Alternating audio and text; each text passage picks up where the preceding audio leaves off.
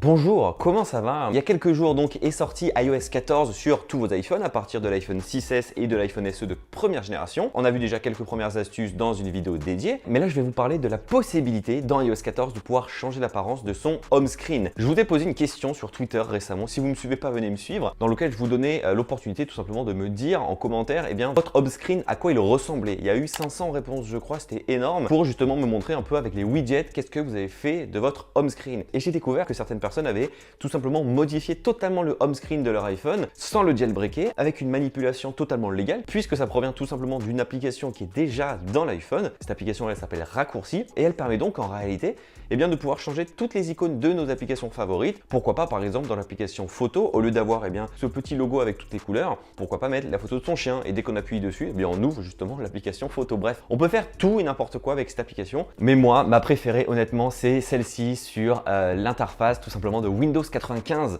où en fait la personne a tout simplement changé tous les icônes pour mettre par exemple sur Messenger le logo de MSN, sur Safari le logo d'Internet Explorer, sur les mails le logo d'AOL. Bref, c'est une interface très particulière puisqu'on a le vieux fond d'écran, mais je trouve ça quand même assez rigolo, même si honnêtement c'est pas du tout mon délire, loin de là. Mais vous le voyez, il y a beaucoup de possibilités qui sont offertes justement avec cette petite astuce. Maintenant il est donc temps de vous apprendre à la faire. Voilà donc moi à quoi ressemble mon iPhone aujourd'hui. Il ressemble à ça. J'ai tout simplement fait le choix d'enlever, vous savez, les icônes qu'on a eu avec iOS 7 en 2013, vous savez, les icônes qui sont devenues plat, totalement plat avec un design totalement flat, pour lui remettre tout simplement les anciens icônes qu'on avait avec iOS 6. Et si on veut même aller un peu plus loin, voici le fond d'écran justement en 2010 de l'iPhone 4. Alors du coup, comment c'est possible pour mettre tous ces icônes sur ces applications et donc pouvoir lancer ces applications comme si de rien n'était, tout en étant totalement facile? On va tout simplement venir lancer l'application Raccourci qui est juste ici. On va taper le petit plus en haut à droite, on va faire ajouter une action. On va ensuite aller dans l'action script qui est juste ici.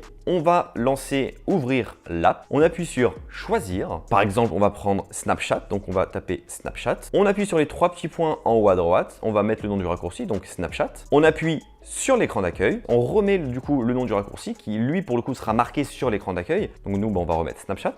On appuie ensuite sur l'icône juste à côté. Soit on prend une photo en temps réel, soit on choisit une photo de la bibliothèque, soit on choisit un fichier qu'on a pu télécharger, pourquoi pas d'internet. On fait choisir une photo. On vient lui récupérer, pourquoi pas dans ma bibliothèque, le logo Snapchat. On vient redimensionner tout ça pour que ça rentre dans un carré. On fait choisir, on fait ajouter, on fait OK. Et puis comme par magie, dès lors qu'on revient sur l'écran d'accueil, qu'est-ce qui s'est passé? On a le logo Snapchat qui est arrivé. Et donc dès lors que l'on va venir appuyer sur le logo Snapchat, qu'est-ce qui se passe? Hop là, on arrive dans Snapchat. Et c'est donc tout simplement cette manipulation qu'il faut suivre pour faire justement chaque application après chaque application. Par exemple, le logo App Store, le logo appareil photo, l'ancien logo message, Safari, téléphone, Instagram. Et en fait, dès lors par exemple je lance Instagram, ça passe par raccourci et ça va donc sur l'application Instagram comme si de rien n'était. C'est simplement fait un raccourci, d'où le nom de l'application. C'est pas une nouvelle application, c'est pas tout ça, c'est simplement le logo raccourci. Le seul hic, c'est que c'est hyper long à faire puisque ça va nous prendre exactement à peu près 3-4 minutes par application. Donc du coup, vous multipliez ça par le nombre d'applications que vous avez et c'est super long à faire, mais ça vaut vraiment le coup. Et deuxième chose, c'est que dès lors qu'on va ouvrir une application, ça va obligatoirement passer par l'application raccourci. Donc on perd 1 à 2 secondes entre le moment où on veut lancer l'application et le moment où on sera dans l'application. Donc peut-être que ça peut en gêner quelques-uns. Et du coup là, si vous remarquez bien, il y a tout simplement par exemple 2 applications App Store et 2 applications appareil photo, parce qu'en fait on a toujours les applications classiques de base d'installer dont on ne changera jamais l'icône, et on a donc les nouveaux qui sont des raccourcis. Donc en fait la deuxième marche à suivre pour éviter d'avoir tout simplement des doublons d'applications, c'est tout simplement de faire bouger ces applications et tout simplement de supprimer de l'écran d'accueil cette application App Store et également pourquoi pas la deuxième application appareil photo. Et elles ne seront pas donc supprimées de l'iPhone, mais elles viendront tout simplement se ranger dans la bibliothèque d'applications. On retrouvera donc la principale application photo et pourquoi pas également l'App Store ainsi que toutes les autres applications. Mais c'est pas fini, vous avez une deuxième possibilité, c'est de venir lui ajouter des nouveaux widgets entièrement personnalisés, que ce soit des photos, de la date, de l'heure, etc.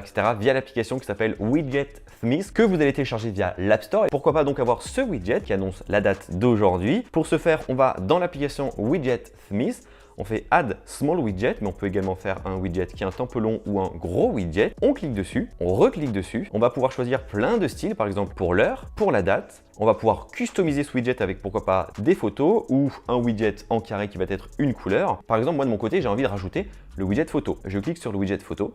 on va sélectionner une photo dans la bibliothèque. Par exemple, moi-même il y a quelques jours, on revient juste en arrière, on fait Save. Et puis ensuite, pour ajouter un widget, vous connaissez la marche à suivre, on reste appuyé où on veut, on appuie sur plus, on descend tout en bas. On a donc le widget Smith qui est juste ici, on rajoute le petit puisqu'on avait choisi un petit widget.